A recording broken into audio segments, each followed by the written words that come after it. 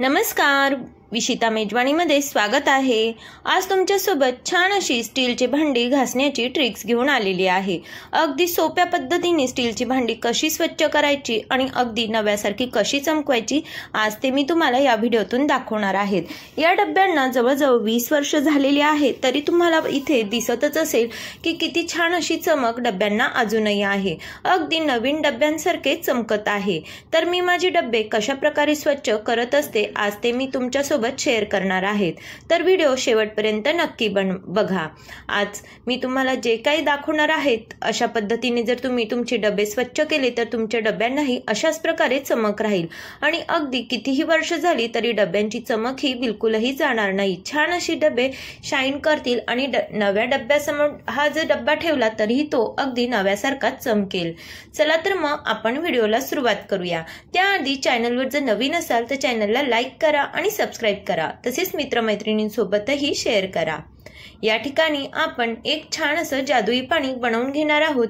त्यासाठी एका मोकळ्या भांड्यात आपल्याला पाणी घ्यायचं आहे। पाणी आपल्याला गरम घ्यायचं आहे। आपल्याला हात घालता येईल इतपत पाणी आपण गरम घेणार आहोत।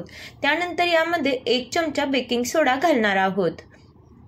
बेकिंग सोडा घातल्यानंतर आपण लगेचच यामध्ये 1 चमचा डिटर्जंट पावडर घालणार आहोत। या ठिकाणी तुम्ही डिटर्जंट लिक्विड घातलं तरीही चालेल। त्यानंतर या ठिकाणी मी एक अर्धा लिंबू पिळून घेत आहे। जर तुमच्याकडे लिंबू नसेल तर तुम्ही या ठिकाणी लिंबू सत्व म्हणजे सॅटिक ऍसिड घातलं तरीही चालेल।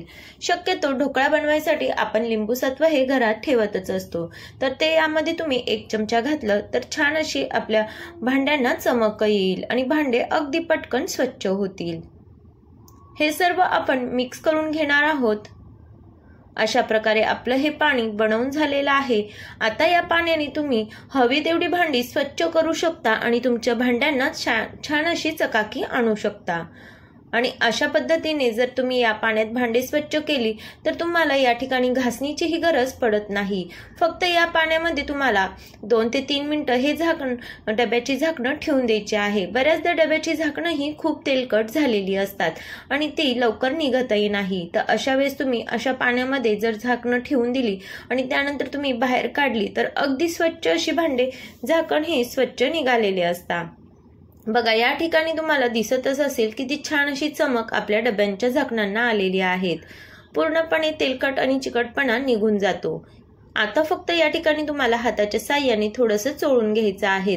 अगदी पटकन अशा प्रकारे भांडे हे स्वच्छ होता आणि आपल्याला विशेष म्हणजे दिवाळीचे भांडे जर घासण्यासाठी काढले तर 4 ते 5 तास सहज जाता, पण जर तुम्ही अशा प्रकारे पाणी बनवून ठेवलं आणि भांडी स्वच्छ केली तर अगदी 4 तासाचं काम तुमचं 1 ते 1.5 तासात होईल। तर या दिवाळीला तुम्ही अशा प्रकारे सोल्युशन नक्कीच बनवून घ्या आणि तुमची दिवाळीची साफसफाई करा। बघा, तुमची भांडी अगदी नव्यासारखी चमकायला लागतील। या ठिकाणी बघा, आपल्या डब्याचं झाकण हे किती छान असं चमकत आहे। कुणीही म्हणणार नाही की हा डब्बा 20 वर्ष जुना आहे। मस्त असे नव्या डब्यासारखी चमक आपल्या डब्याला येते। बघा, किती छान अशी चमक आलेली आहे। अशाच प्रकारे आपण ही डबेही स्वच्छ करून घेणार आहोत। फक्त जर तुमचा डब्बा हा त्यामध्ये पूर्णपणे मावत नसेल तर पूर्ण पाणी हे डब्याला व्यवस्थित चोळून घ्या आणि 5 मिनिटं तसंच राहू द्या। त्यानंतर स्वच्छ पाण्याने ही डबे साफ करून घ्या। बघा, तुमचे डबेही छान असे चमकायला लागतील। बघा, तुमच्या समोरच मी दाखवत आहे। फक्त मी हे पाणी डब्याला चोळत आहे तरी आपला डबा हा चमकायला लागलेला आहे।